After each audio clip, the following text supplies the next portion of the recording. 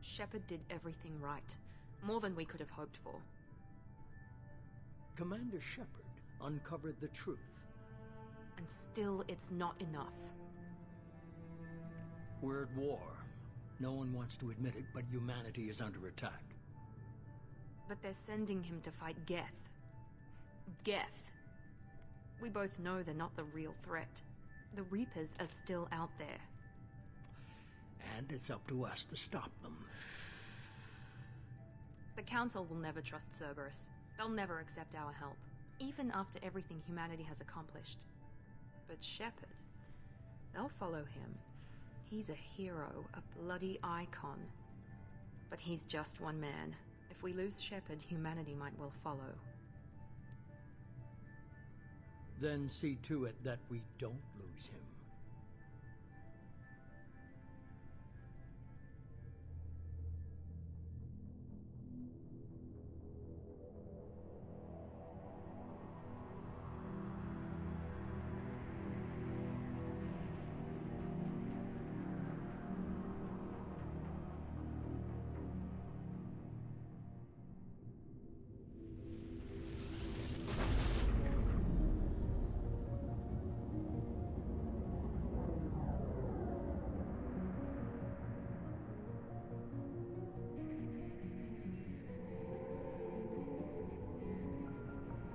Disengaging FTL drives.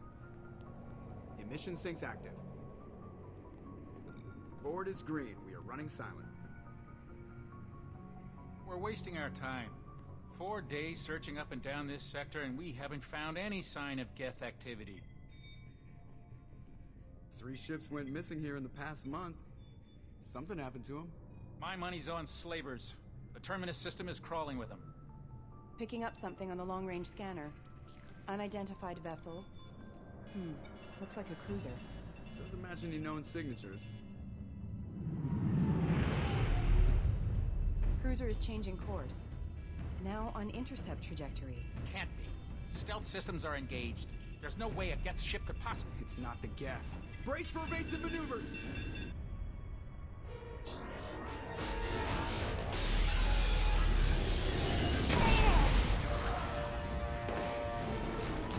Presley! Kinetic barriers down. Multiple hull breaches. Weapons offline. Somebody get that fire out.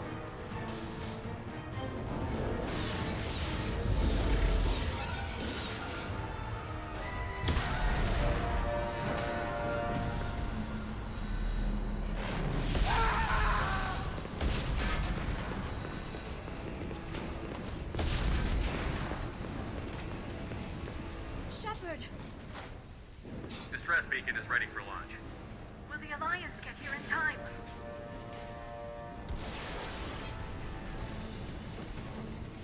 The Alliance won't abandon us. We just need to hold on. Get everyone onto the escape shuttle. Joker's still in the cockpit. He won't evacuate.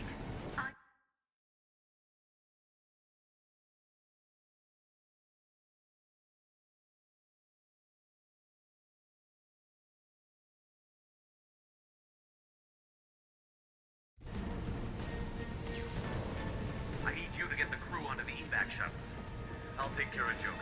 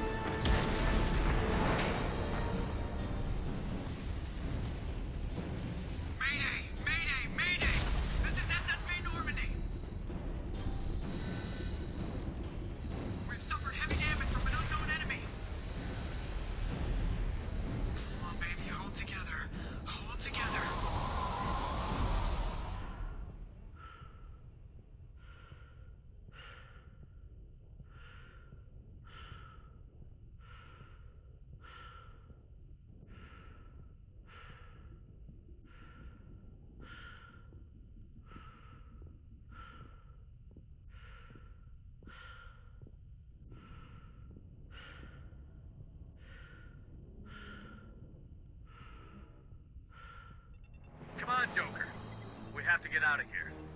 No, I won't abandon the Normandy! I can still save her! The Normandy's lost. Going down with the ship won't change that. Yeah, okay. Help me up. They're coming around for another attack!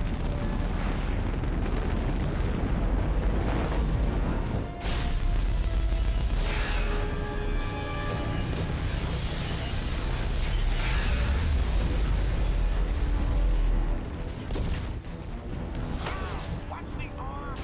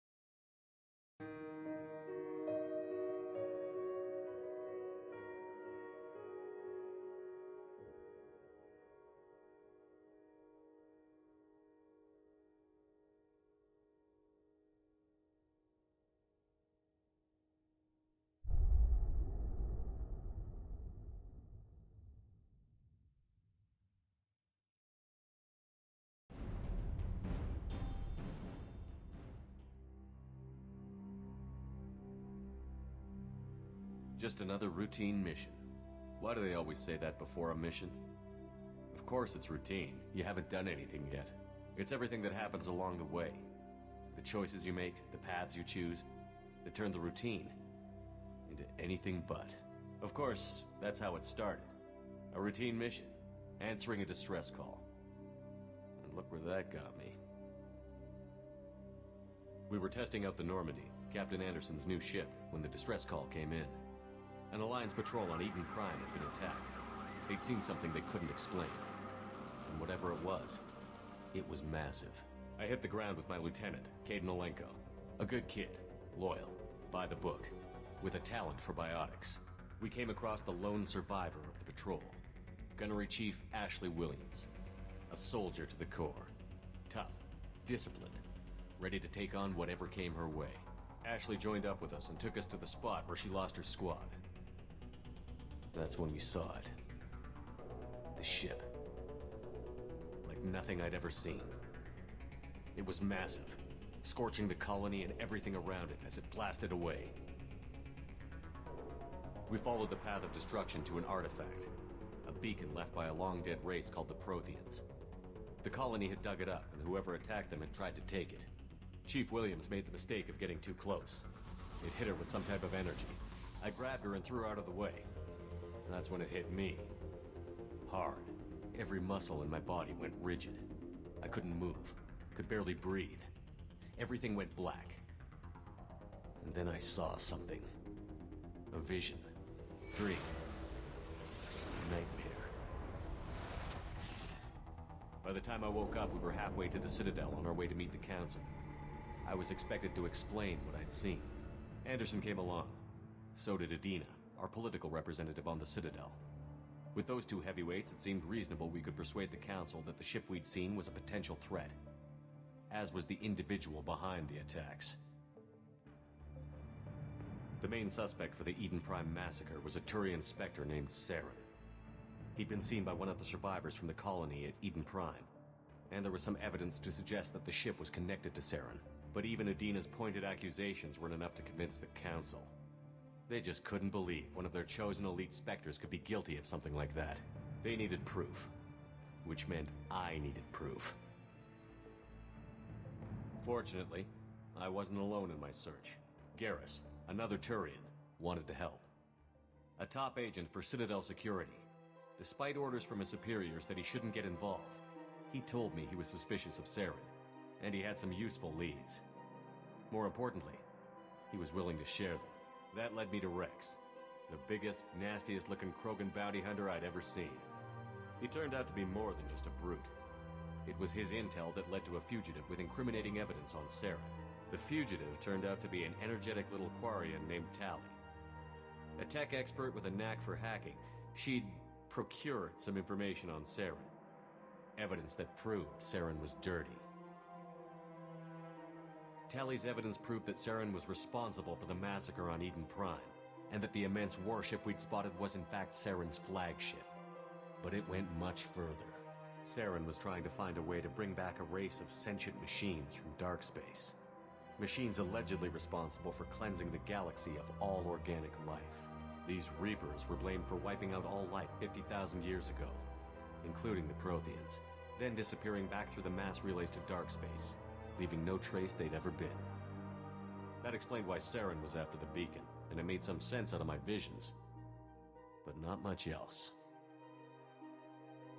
We couldn't convince the Council that the Reapers were a threat, but they agreed Saren had to be stopped. They stripped him of his Spectre status and gave me the honor of becoming the first human Spectre. My first task? Bring down Saren. Anderson decided to stay behind, giving up his ship, the Normandy. He told me I would need it more than he would. He also pointed me in a direction. Liara, a Prothean expert, adept in biotics, and maybe most importantly, daughter of Benezia, Saren's top lieutenant. And like most Asari, as beautiful as she is intelligent, and born with a unique ability to meld with other species. Liara was able to help me decipher some of the vision the beacon had given me. Nothing concrete, but it gave me some clues. And a new appreciation for the Asari. Her technique for accessing my vision was unexpected, but not at all unpleasant. Ashley was a little concerned about the connection I shared with Liara. As commander, I knew either relationship had the potential to interfere with the mission. I told Liara about how I felt. Apparently she'd felt it too. But we agreed we wouldn't let it get in the way of our mission. Finding Saren. Thanks to Liara's help, we had our next lead. Benezia. Saren had taken her to Novaria, where he'd enslaved a dangerous race of insect-like creatures, the Rachni. He ordered Benezia to use the same technique Liara had used on me to extract information from the Rachni Queen.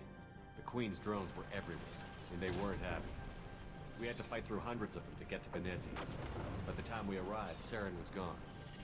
With the information. I tried to reason with Benezia, but Saren had indoctrinated her. He had somehow acquired the ability to control people's actions and wills. Benezia wouldn't surrender, and Liara was forced to watch her mother die in her arms. And I was left with an angry, dangerous Rachni Queen to deal with. She claimed her drones would do no harm if I released her. But the Rachni had terrorized the galaxy before. I couldn't do it. I wouldn't doom an entire species for past sins. And the Queen was true to her word. She left and took her army of drones with her. With Saren's top lieutenant dead, he was quickly running out of time and places to hide. I tracked him down at his base on Vermeer, but we soon learned it was more than a base of operations. It was a breeding ground. Saren was breeding an army of Krogan. He'd found a cure for the genophage, a disease inflicted on the Krogan to prevent them from breeding and taking over the galaxy. But the Krogan Saren was breeding were slaves, mindless beasts that obeyed Saren's will. I had to destroy the base, and all its research. Rex disagreed. Violently. Rex wanted the genophage cure for his people. I tried to convince him to help me destroy it, that these Krogan weren't real. But he wouldn't back down. Fortunately, Rex is smarter than he looks. He realized this wasn't the way to help his people, and that Saren was the real threat. When we finally got to the center of the base, I realized just how close Saren was to completing his plan. He was already in communication with the Reapers. Sovereign, Saren's flagship we'd all assumed was just a ship, was a Reaper. It spoke to me, threatened me. I could feel the menace it had for every living thing. It wanted me dead. It wanted us all dead. And I knew it was capable of doing just that. What I couldn't understand was why Saren would help it. But there was no time to think about it. Sovereign knew where we were. We had to destroy the base and get the hell out. I split up my team in 2 squads, sending Ash with one and Caden with the other as a distraction. We had a nuke, and we planned to use it. Before we could detonate the bomb, Saren showed up. We fought. I stalled him to make time for my team. And in talking to him, I realized the truth. It wasn't Saren who was indoctrinating everyone. It was Sovereign. The Reaper. And Saren was in deeper than all of them. He tried to convince me he was still in control. Said he found a way to reduce the Reaper's influence, but he was kidding himself. Or believing the lies Sovereign was telling him. Before I could convince him to stop, he ran, leaving me just seconds to extract my squad mates. I tried, but I wasn't fast enough. I could only save one of them. Caden was a good man, and a great soldier. But I had to choose, and I chose Ash. That was the last time Saren would slip away from me. I knew then, the next time we met, one of us would die. With my team mostly intact, we chased Saren and his army to Ilos, a long-lost planet that had once belonged to the Protheans. As we prepared for what we knew would be a desperate fight, I spoke to my crew. We were just one ship, against Saren's growing army. I assured them all that despite the odds, we could defeat him. Liara saw through my words. She knew I was hurting after Caden's death. She could sense my doubts. We both knew this mission could be our last. Until that moment, we'd put our feelings aside for the sake of that mission. But why wait? We gave in to each other, and it was perfect. While it lasted. We arrived on Ilos, close behind Saren. Once on the planet, we discovered a Prothean databank that helped me put the final pieces of my vision together. The Reapers had come 50,000 years ago, and every 50,000 years before that, each time purging the galaxy of life. The Protheans had fought and died, like every species before them. But a few survived long enough to leave a parting gift. The Protheans had discovered that the Citadel was the key to controlling the mass relays. By sabotaging the Citadel, they found a way to close the relays to dark space, slowing the Reaper's return, giving us the time we needed to find a solution to stop the Reapers once and for all. Saren knew this. He was leading his army to take control of the Citadel and re-establish the relays to dark space, bringing the waiting Reapers here to destroy us all. We followed him to the Citadel. It was intact, but heavily damaged. He had caught the Council fleets by surprise, and they were only now regrouping. And with Sovereign as his flagship, there was little hope the fleets could counterattack with enough strength to take back the Citadel. But Saren was done running, and I was done chasing him. As the Alliance and Citadel fleets battled Saren's army outside, I cornered the Turian bastard in the Citadel tower and confronted him. He died believing that the Reapers would save him. As I fought to regain control of the Citadel, the Council's flagship, the Destiny Ascension, fell under attack. Despite Saren's death, Sovereign and Saren's army continued to fight. The Council was aboard the Destiny Ascension, and they were requesting assistance. But I knew in order to help them, I would have to put our human alliance fleet in jeopardy. The Council had to be saved. They represented the hearts and minds of the galactic community. Without them, the fleets would be in disarray. Even with the Citadel back in my control, Saren defeated, and the Normandy leading the combined galactic fleet, the battle against Sovereign, a single Reaper, was relentless. It took the combined fleets of humanity and the other races, but in the end, Sovereign fell. But the costs were immense. While humanity's efforts in the war earned us our first seat on the Council, it was a hollow victory. The Reapers were still out there. I knew the fight was far from over, but as the one who'd led the fight against Saren, I was given new responsibilities. The choice of humanity's first counselor was left for me to decide. On the one hand, Udina, the lifetime politician, Ruthless and ambitious, he would easily navigate the political landmines that would soon be put in front of him. The other choice? Captain Anderson, the career soldier. Tough but fair, but a friend, and someone I could trust. Both great leaders in their own right. Anderson didn't want the job, which was a sure sign he'd be perfect for it. No ambition to get in the way. The war was over. The threat had passed. In time, the Council would rebuild itself. The Citadel could be repaired. Even the pain of lost friends would fade. But none of that mattered if the Reapers were still out there. And if they were all as powerful as Sovereign, we had to find a way to stop them. I had to find a way.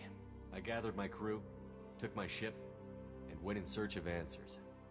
Officially, the Council would only say I was assigned to cleanup duty, rooting out any remnants of Saren's army. Just another routine mission.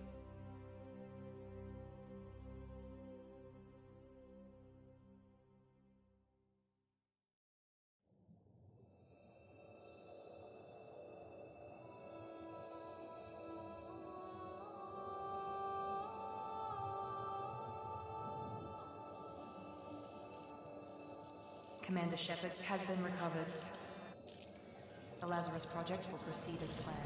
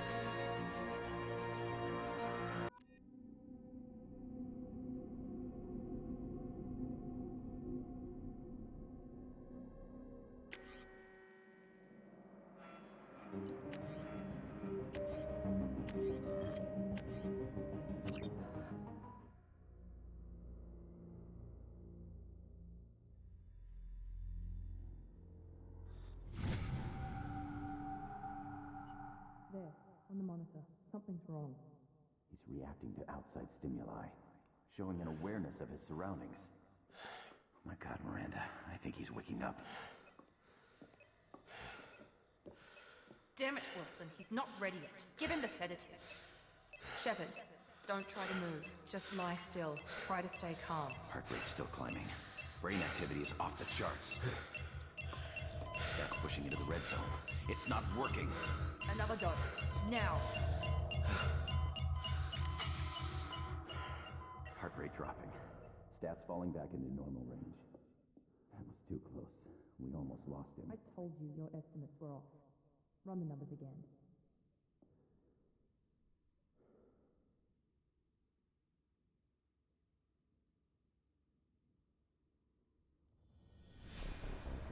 Wake up, Commander.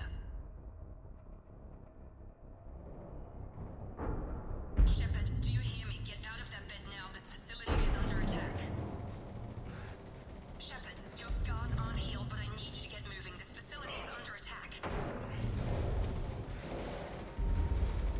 There's a pistol in the locker on the other side of the room. Hurry! Grab the pistol and armor from the locker. You don't have time to wait around, Shepard. Grab your weapon and armor. This pistol doesn't have a thermal clip. Keep your head down, Shepard. Shield yourself from the blast. Someone's hacking security trying to kill you. Look for a thermal clip for your pistol. Looks like they set up a barricade to try. Look out! Keep moving. We need to get to the shuttles.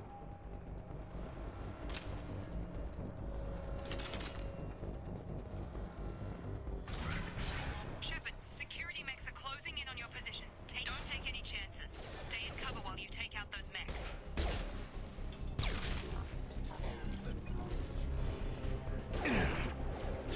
Rerouting power. Requesting Task Force casualty. Nice work, Shepard.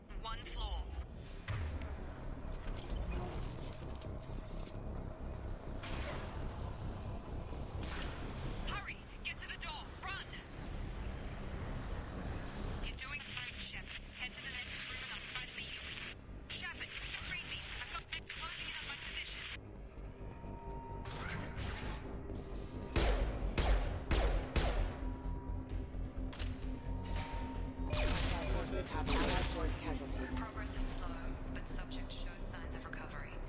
Major organs are again functional, and there are signs of rudimentary neurological activity.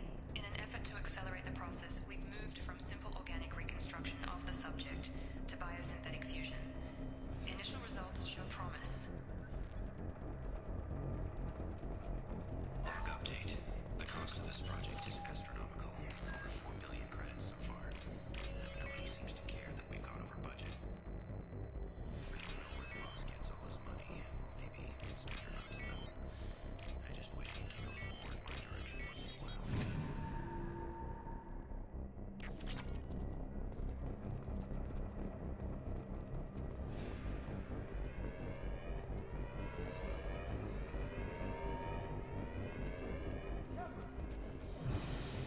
Log update.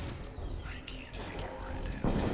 As project director, she should be ecstatic at all the progress we've made. Bet she's still the same old ice queen. Maybe she's worried Shepard might become a new favorite. Or maybe she is just a Gotta hurt! Shotgun! Target down! What are you doing here? Thought you were still a work in progress. Are you with Miranda? Yeah, sorry. I forgot this is all new to you right now. I'm Jacob Taylor. I've been stationed here for— Hostiles detected. Damn it!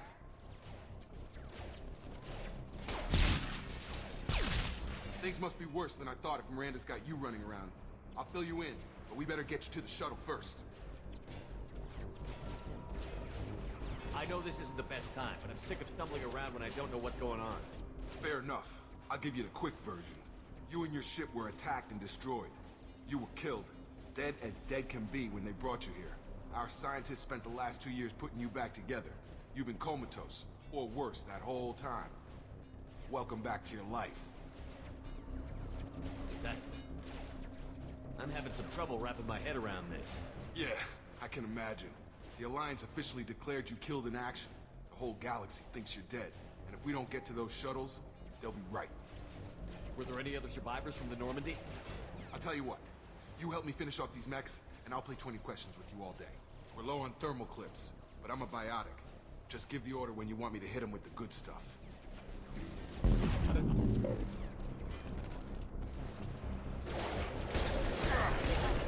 Backup systems engaged. Hostile forces have engaged.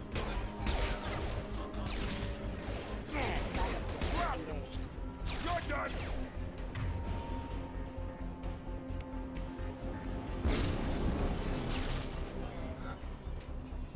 Okay. I promised I'd answer your questions. What do you want to know? You said they spent 2 years rebuilding me? How bad were my injuries? I'm no doctor, but it was bad. When I first saw you, you were nothing but meat and tubes. Anywhere else, they'd have put you in a coffin. But Project Lazarus was different. Cutting-edge technology. What do you mean? Cloning? Cybernetics? I don't know the details. You'd have to ask the scientists. But I'm pretty sure you're not a clone. They wanted to bring you back exactly as you were. You're still you. You just might have a few extra bits and pieces now. What can you tell me about the project? Were there other test subjects? Project Lazarus only had one subject. The whole point was to bring you back. Just you. Even that was a challenge. 2 years. All the top scientists. The best technology money could buy.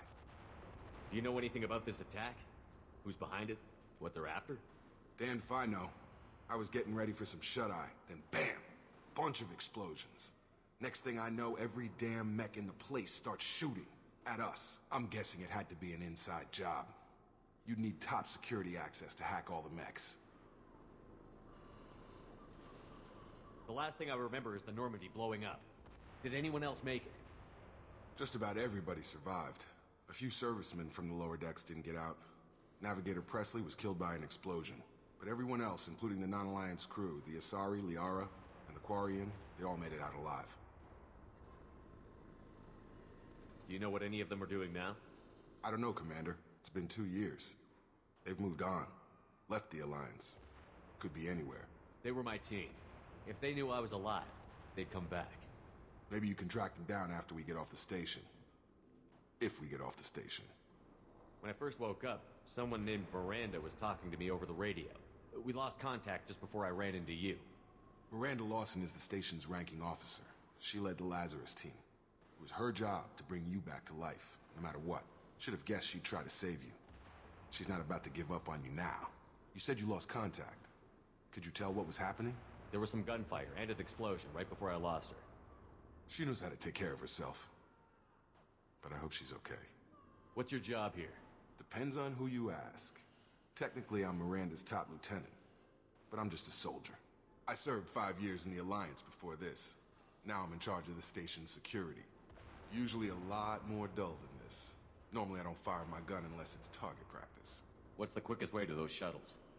Depends where the mechs are thickest. It's probably best if Check. Anyone on this frequency? Anybody still alive out there? Hello?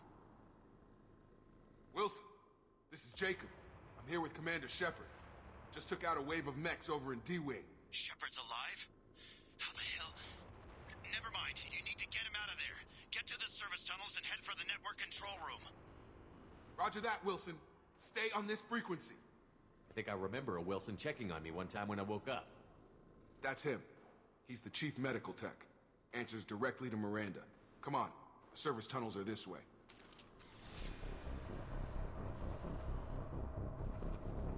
Log update. The Lazarus project is about to enter the final phase. It's taken nearly 2 years, but we did it. Commander Shepard is alive. This is the most amazing medical achievement in recorded history.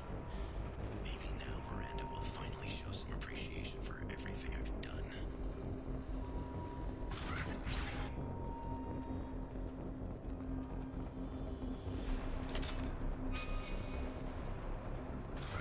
They've seen us. Damn it, Wilson. This room is crawling with mechs. The whole station is crawling with mechs. I'm doing the best I can. Hostile forces have engaged.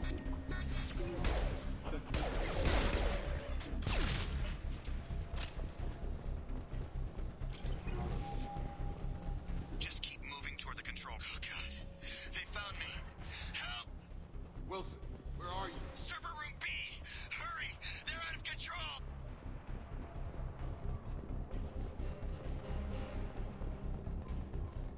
Physical reconstruction of subject is complete, but we still need to evaluate all mental and neurological functions.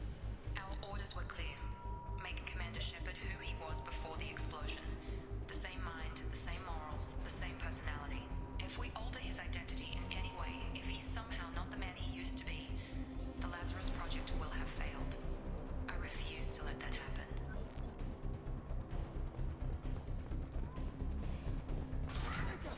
Shepard! Down here! Bastards got me in the leg! You were there the first time I regained consciousness. Yeah, that was me. How about we talk about this after we fix my leg? Should be some Medi-gel in the first aid station on the wall. Hopefully there's enough to get him up and moving again. Grab the Medi-gel from the first aid station on the wall.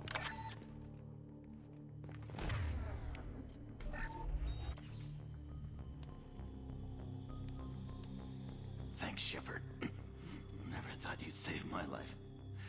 Guess that makes us even now. I thought maybe I could shut down the security mechs, but whoever did this fried the whole system. Completely irreversible. We didn't ask what you were doing. Why do you even have security mech clearance? You were in the bio wing. Weren't you listening? I came here to try and fix this. Besides, I was shot.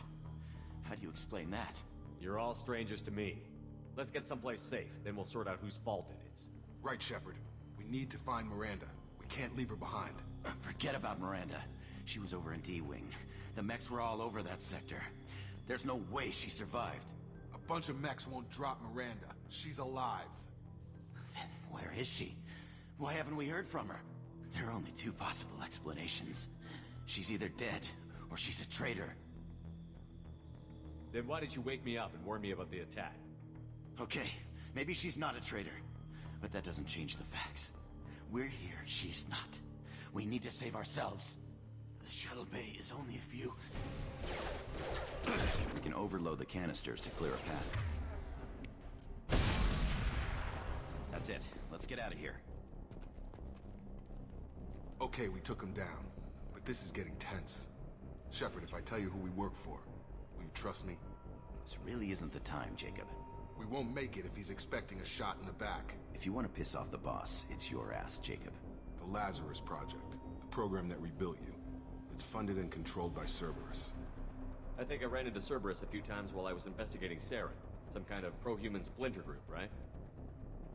Well, that's what the Alliance wants people to believe. But there's more to it. The Alliance declared you dead. They gave up. Cerberus spent a fortune to bring you back. Look, I'd be suspicious too. But right now, we have to work together. I thought you deserved to know what's what. Once we're off the station, I'll take you to the Illusive Man. He'll explain everything. I promise. Illusive Man? Is he in charge of all this? Yeah. That's not his real name, of course. Nobody knows who he really is. It was a code name the Alliance used for him. Kinda stuck. I don't care what they did or what you say. I'm not working with terrorists. You can tell it to the boss, but after we've saved our butts. We're...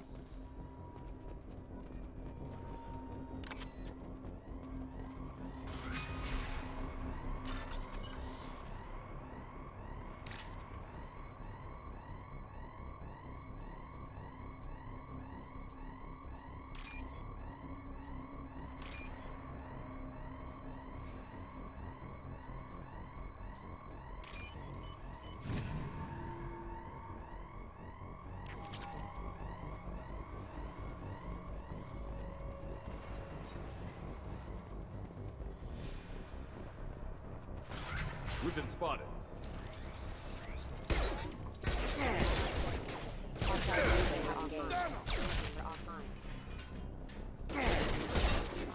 Hostile forces have engaged.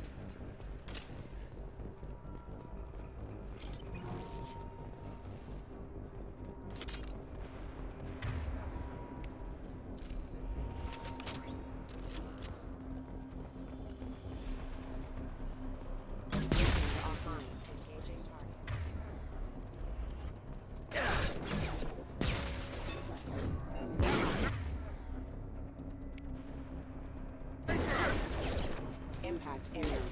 Rerouting power. Test subject has been recovered, but the damage is far worse than we initially feared. In addition to the expected burns and internal injuries from the explosion, subject has suffered significant cellular breakdown due to long-term exposure to vacuum and sub-zero temperatures. Despite the extent of the physical trauma, Wilson assures me subject is salvageable. The Lazarus Project will proceed as planned.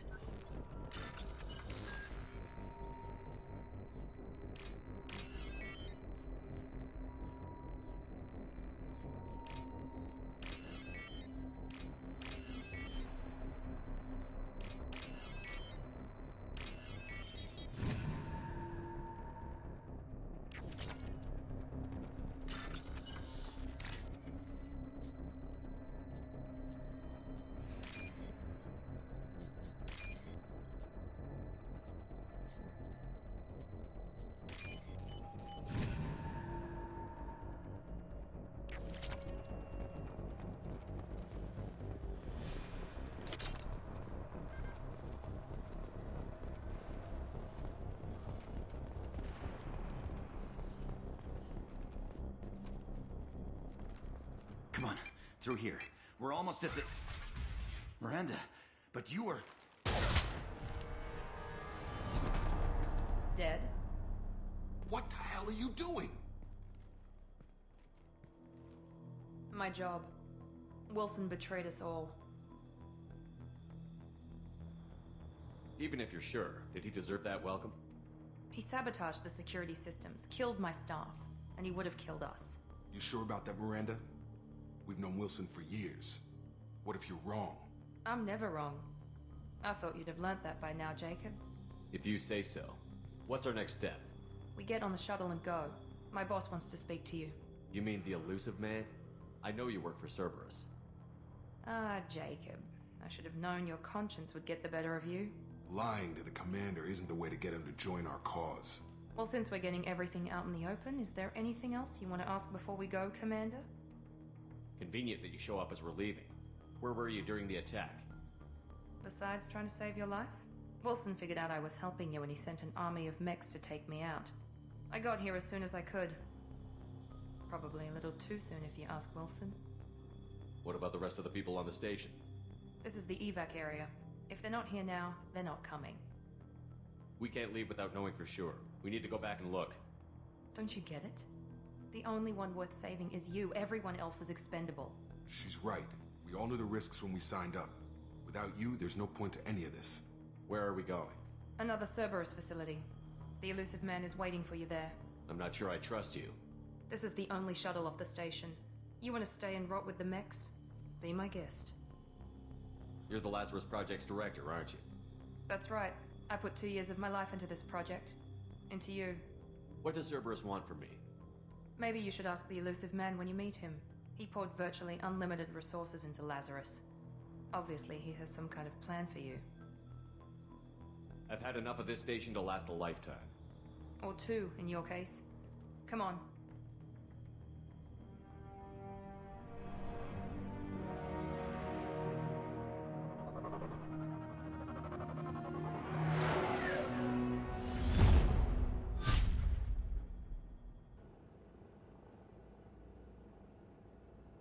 Before you meet with the Illusive Man, we need to ask a few questions to evaluate your condition.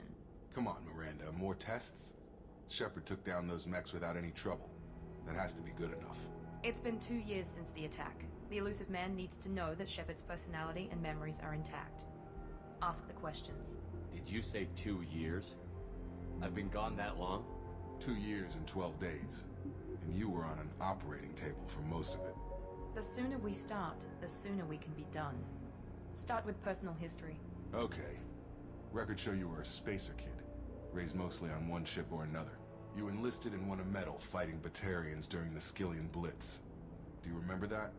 A lot of lives depended on me holding that position. I did what I had to. However you want to put it, it was damn impressive. I had friends who were there. Satisfied, Miranda? Almost. Let's try something more recent. Vermeer, where you destroyed Saren's cloning facility. You had to leave one of your squad behind to die in the blast. Lieutenant Caden Alenko was killed in action. It was your call.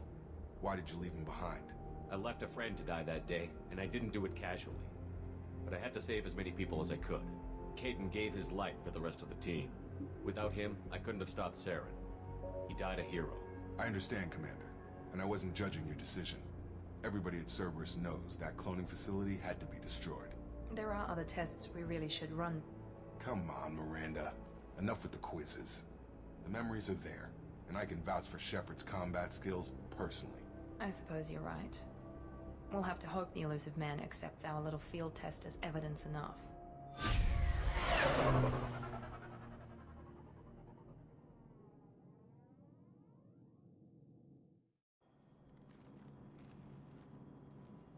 The Illusive Man is waiting for you in the other room.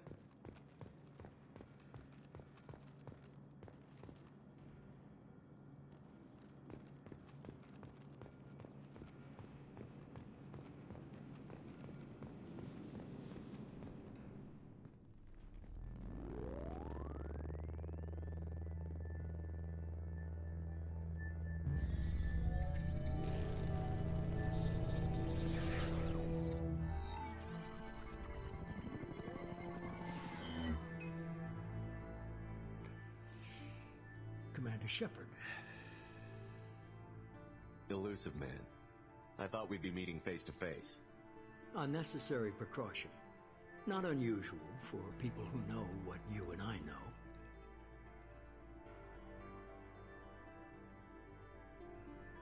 You might be the reason I'm still alive, but that doesn't mean I trust you.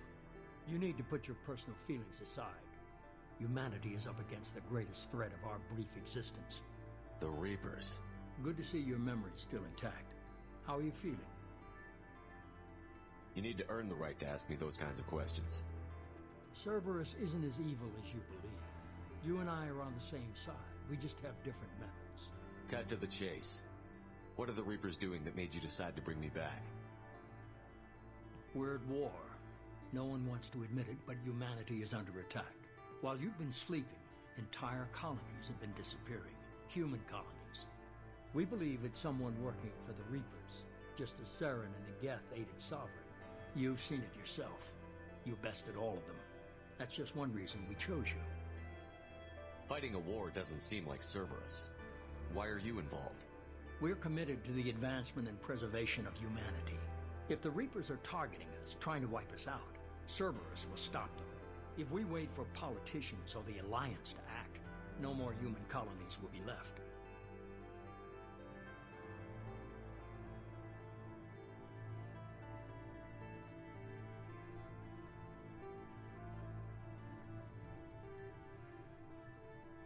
You could have trained an entire army for what you spent to bring me back.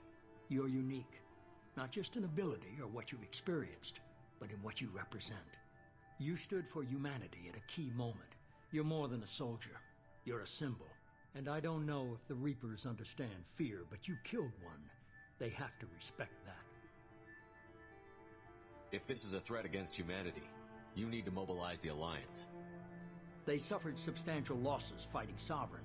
They're rebuilding, still stretched too thin to waste resources verifying the Reaper threat. Blaming the abductions on mercs and pirates is easier and more convenient.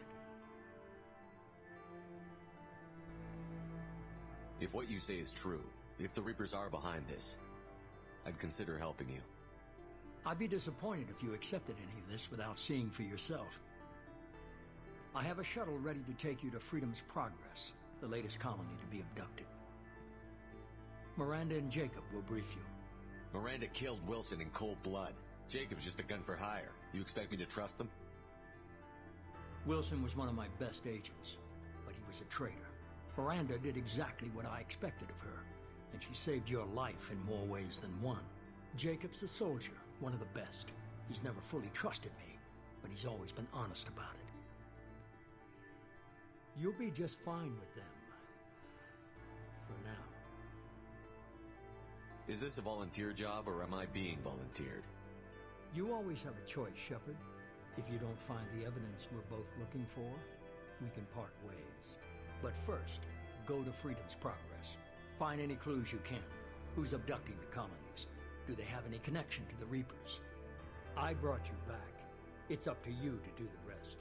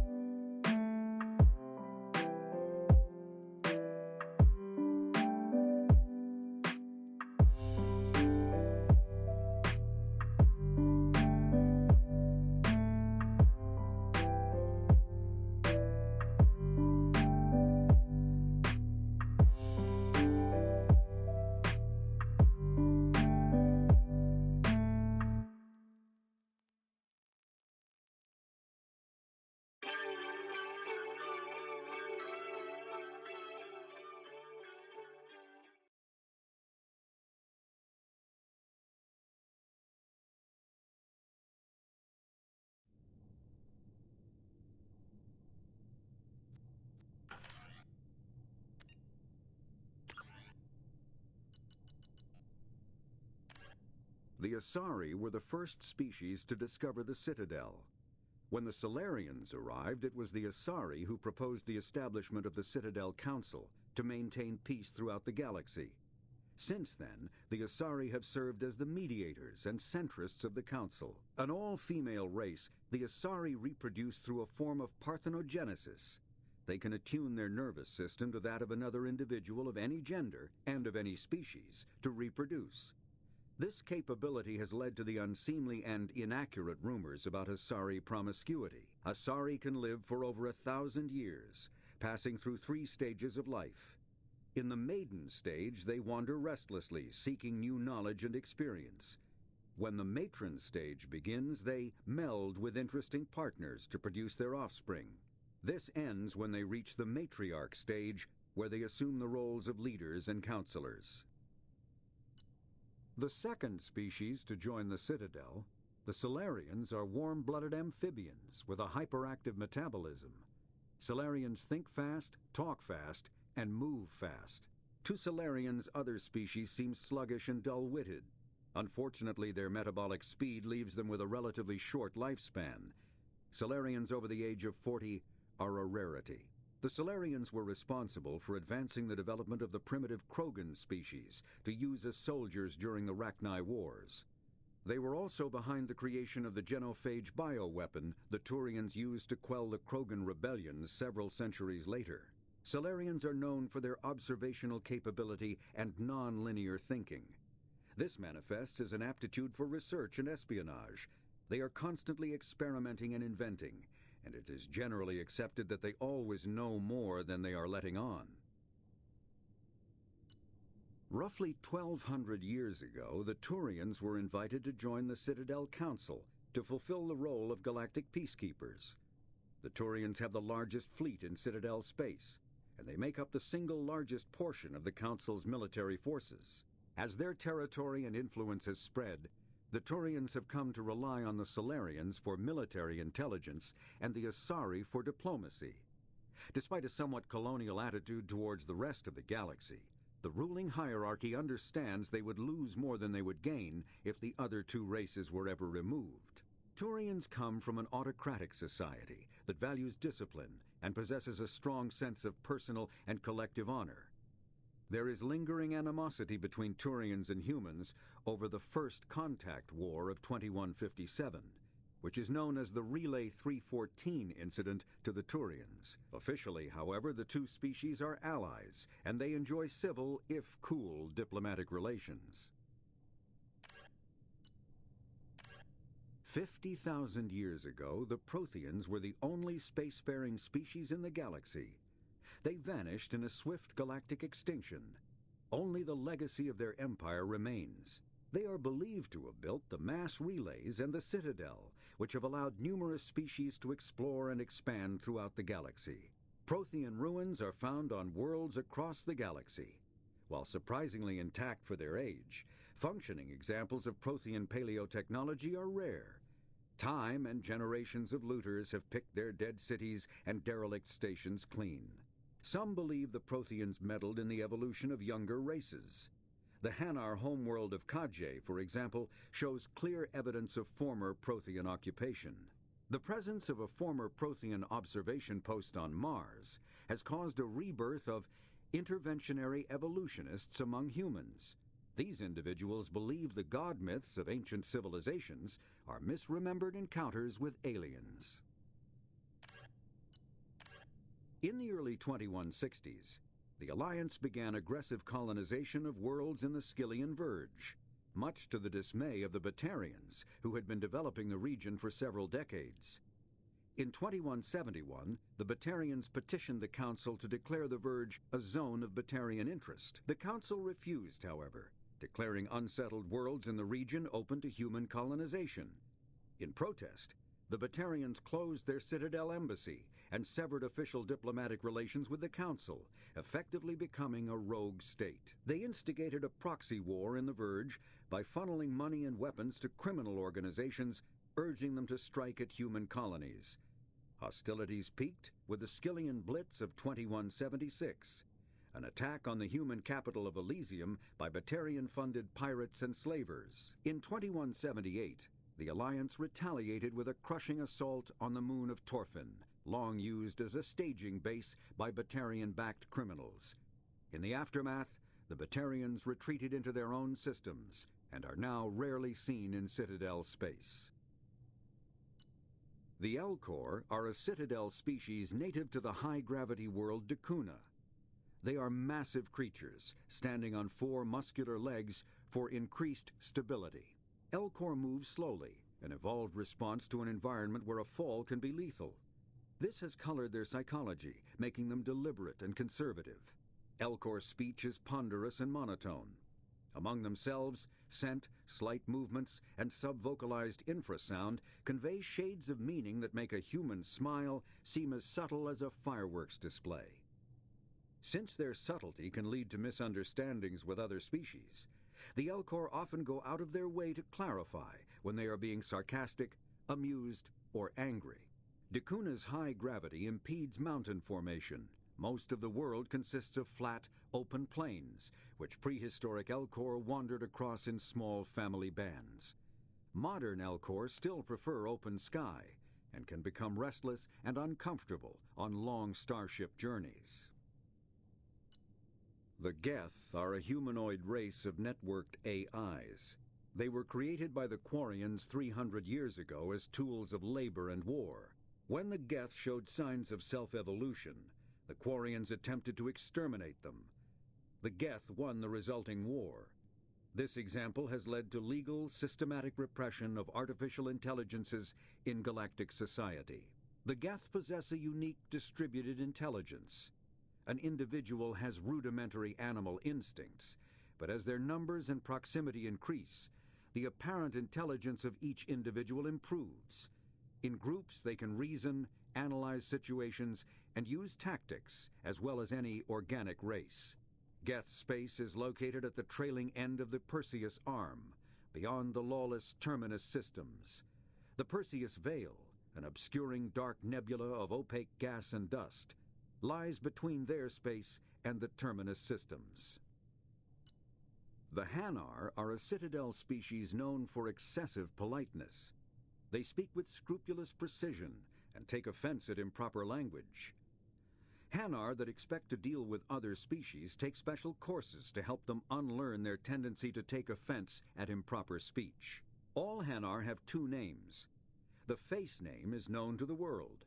The soul name is kept for use among close friends and relations. Hanar never refer to themselves in the first person in conversation with someone they know on a face name basis. To do so is considered egotistical, so instead they refer to themselves as this one, or the impersonal it.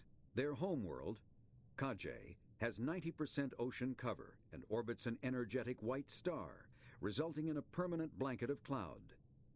Due to the presence of Prothean ruins on the world, many Hanar worship them, and Hanar myths often speak of an elder race that civilized them by teaching them language. The Krogan evolved in a hostile and vicious environment.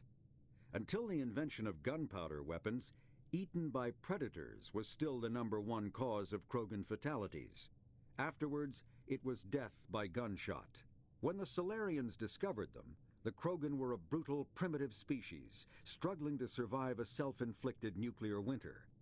The Solarians culturally uplifted them, teaching them to use and build modern technology, so they could serve as soldiers in the Rachni War. Liberated from the harsh conditions of their homeworld, the quick-breeding Krogan experienced an unprecedented population explosion. They began to colonize nearby worlds, even though these worlds were already inhabited. The Krogan rebellions lasted nearly a century, only ending when the Turians unleashed the Genophage, a Solarian-developed bioweapon that crushed all Krogan resistance. The Genophage makes only 1 in 1,000 pregnancies viable, and today the Krogan are a slowly dying breed. Driven from their home system by the Geth nearly 3 centuries ago, most Quarians now live aboard the Migrant Fleet, a flotilla of 50,000 vessels ranging in size from passenger shuttles to mobile space stations. Home to 17 million Quarians, the flotilla understandably has scarce resources. Because of this, each Quarian must go on a rite of passage known as the pilgrimage when they come of age. They leave the fleet and only return once they have found something of value they can bring back to their people. Other species tend to look down on the Quarians for creating the Geth and for the negative impact their fleet has when it enters a system. This has led to many myths and rumors about the Quarians, including the belief that underneath their clothes and breathing masks, they are actually cybernetic creatures, a combination of organic and synthetic parts. A myth common to several cultures in the galaxy. Reapers were imagined to be space monsters who consumed entire stars. Archaeologists and mythologists attempting to uncover sources for such myths have yielded little, except interstellar religious themes of all-consuming devils common to primitive cultures. The Volus are a member species of the Citadel with their own embassy, but they are also a client race of the Turians. Centuries ago, they were voluntarily absorbed into the hierarchy, effectively trading their mercantile prowess for Turian military protection. Erun, their homeworld, lies far beyond the normal life zone of its star.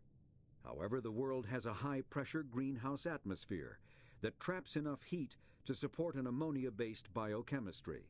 As a result, the Volus must wear pressure suits and breathers when dealing with other species, as conventional nitrogen-oxygen-air mixtures are poisonous to them, and in the low-pressure atmospheres tolerable to most species, their flesh will actually split open.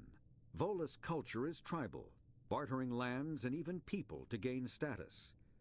This culture of exchange inclines them to economic pursuits.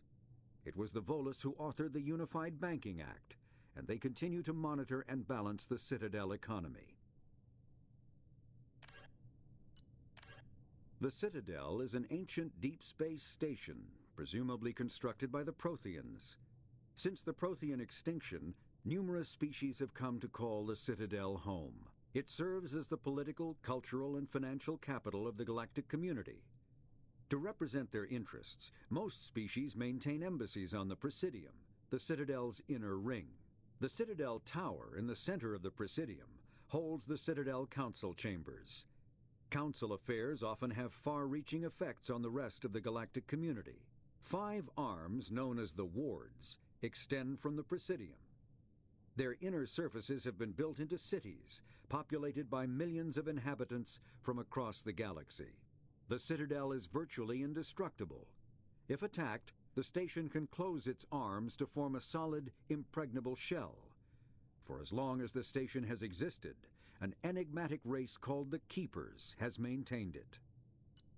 Spectres are agents from the Office of Special Tactics and Reconnaissance, and answer only to the Citadel Council. They are elite military operatives, granted the authority to deal with threats to peace and stability in whatever way they deem necessary. They operate independently or in groups of 2 or 3.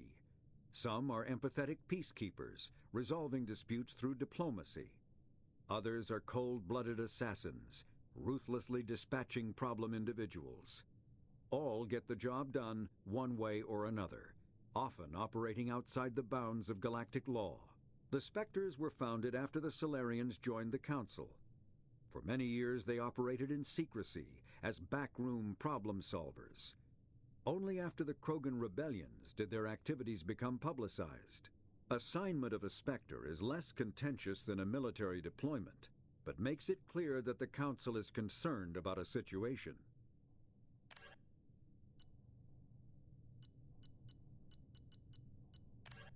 Immediately following the First Contact War, an anonymous extranet manifesto warned that an alien attempt at human genocide was inevitable. The manifesto called for an army, a Cerberus, to guard against invasion through the Charon Relay. Derided as survivalist rhetoric written by an elusive man, the manifesto and its anonymous author soon fell off the media radar. But in 2165, terrorists stole antimatter from the SSV Geneva. The sole figure arrested named his sponsor Cerberus. Throughout the 2160s and 2170s, alleged Cerberus agents assassinated politicians, sabotaged starships bearing Ezo, and conducted nightmarish experiments on aliens and humans. Denounced as human supremacist, Cerberus calls itself human survivalist. Counter-terror experts speculate Cerberus may have changed leadership with its recent shift to stockpiling ships, agents, and weapons. Whether he, she, or they, the elusive man hides his finances hidden behind shell companies. Few doubt he will kill anyone attempting to expose him. The reclusive tycoon calling himself the Illusive Man is a human nationalist focused on advancing human interests, whatever the cost to non-humans. The Citadel Council regards him as a fanatic, posing a serious threat to galactic security. A mysterious maverick, to say the least, the Illusive Man heads the Cerberus network. Dubbed the Illusive Empire by investigators, Cerberus is an allegedly untraceable syndicate of private intelligence agencies, biotics laboratories, engineering and scientific research teams, and lucrative front companies. Branded a terrorist and seditionist organization by authorities, Cerberus is the only human power base other than the Terra Firma Party, strong enough to embarrass, if not threaten, the Council and its human representatives. Freedom's Progress colony was once a typical Alliance settlement, but following complete communications blackout and its apparent destruction, is now a lightning rod for anxiety and dread in the galactic human community. The communications blackout followed an upgrade of the colony's small military force, supplemented by mechs and security drones, with high-powered, tower-mounted Guardian lasers. Colonists complained about construction cost overruns, delays, noise, and damage to the local environment.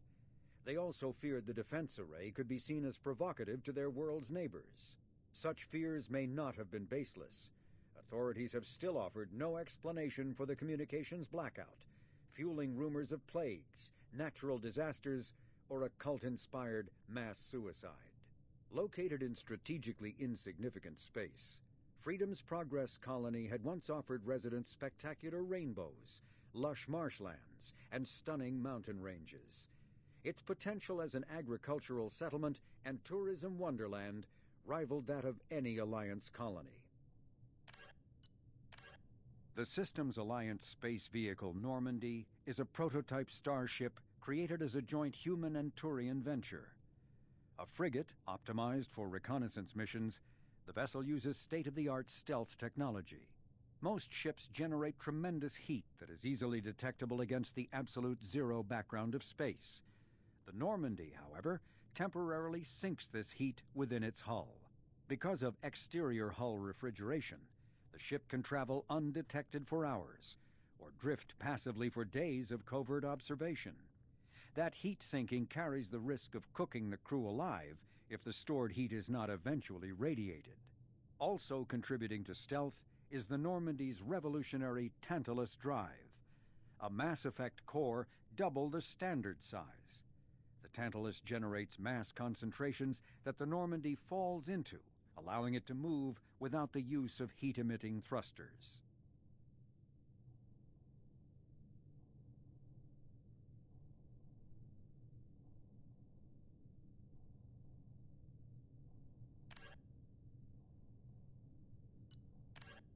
Biotics is the ability of rare individuals to manipulate dark energy and create mass effect fields through the use of electrical impulses from the brain. Intense training and surgically implanted amplifiers are necessary for a biotic to produce mass effect fields powerful enough for practical use. The relative strength of biotic abilities varies greatly among species and with each individual. There are 3 branches of biotics. Telekinesis uses mass-lowering fields to levitate or impel objects. Mass-raising kinetic fields are used to block or pin objects. Spatial distortion uses rapidly shifting mass fields to shred objects. Most organic species are capable of developing biotic abilities, though there are risks involved. Biotics are the result of an in utero exposure to element 0. This usually causes fatal cancers in the victim, but in rare cases, it coalesces into nodules within the fetus's developing nervous system.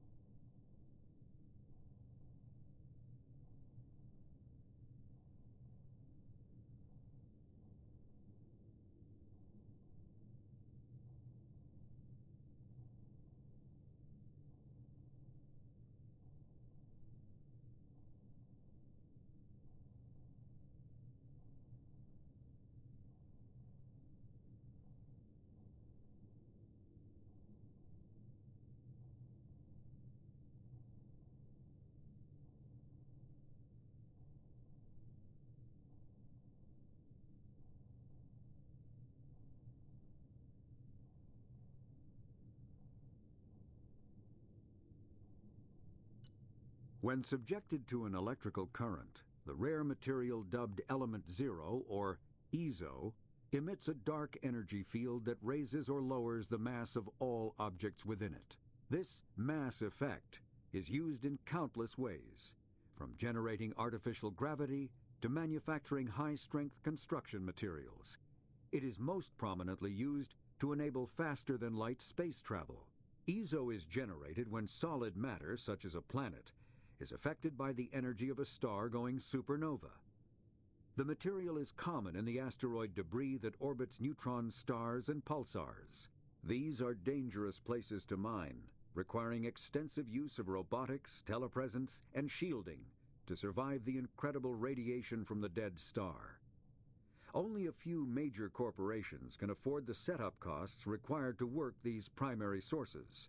Humanity discovered refined Element Zero at the Prothean Research Station on Mars, allowing them to create mass effect fields and develop FTL travel. Element Zero can increase or decrease the mass of a volume of space-time when subjected to an electrical current. With a positive current, mass is increased. With a negative current, mass is decreased. The stronger the current, the greater the magnitude of the dark energy mass effect.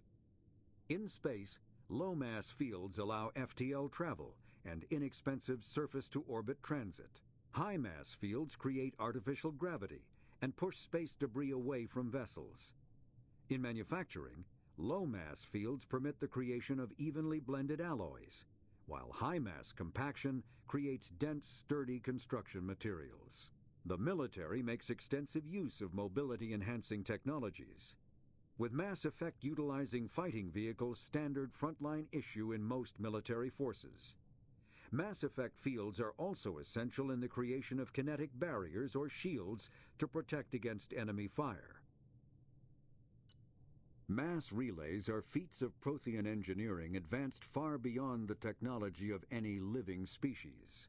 They are enormous structures scattered throughout the stars and can create corridors of virtually mass-free space, allowing instantaneous transit between locations separated by years or even centuries of travel using conventional FTL drives.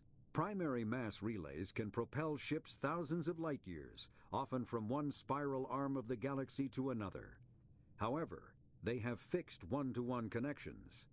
A primary relay connects to one other primary relay and nowhere else.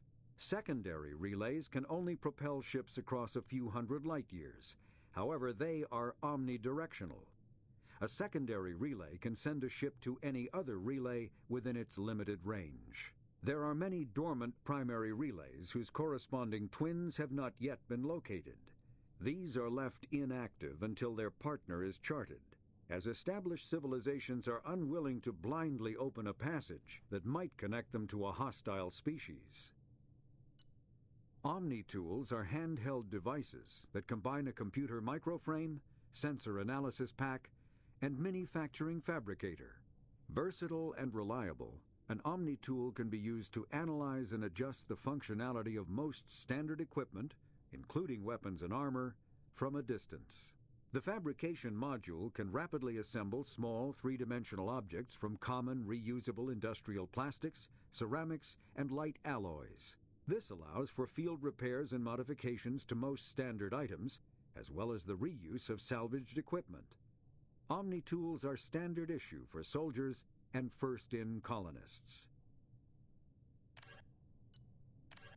Alanis Risk Control Services once manufactured the M100, a standalone semi-automatic 25mm grenade launcher. Considered obsolete by modern grenade launcher standards, thugs across the galaxy built their own after its design specifications were leaked to the extranet.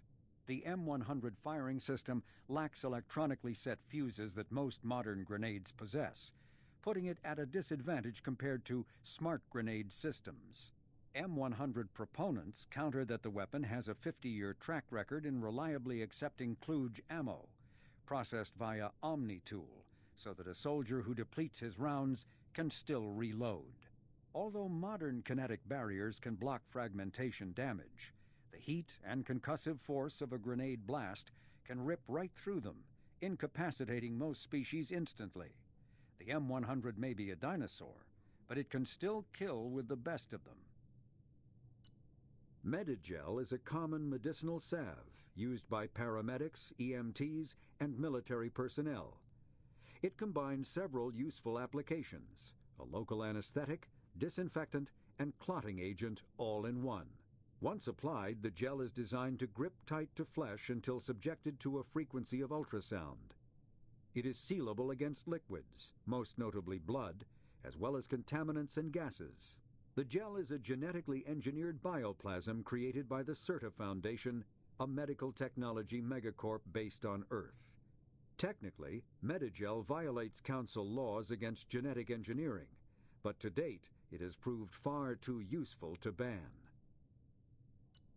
Over the last 2 years, firearms have undergone a major enhancement to manage their waste heat. When the Systems Alliance analyzed detailed battle telemetry, they found that the Geth were able to keep up a more sustained rate of fire, giving them a significant advantage over Alliance Marines. So the Alliance retrofitted every weapon in service, making a full conversion to the thermal clip system. Thermal clips hold disposable universal heat sinks. Instead of waiting for an overheated weapon to cool down, the combatant simply ejects the spent heat sink, and the clip feeds in a new one. This allows for a greater sustained rate of fire and more numerous impacts on targets downrange. Armorers are hurriedly adapting to this increased lethality with new defensive technology, like self-sustaining barrier ramps, hardened shield generators, and mass field integrated armor. But for the moment, the aggressor has the advantage, resulting in the clip's widespread adoption by the galaxy's arms manufacturers.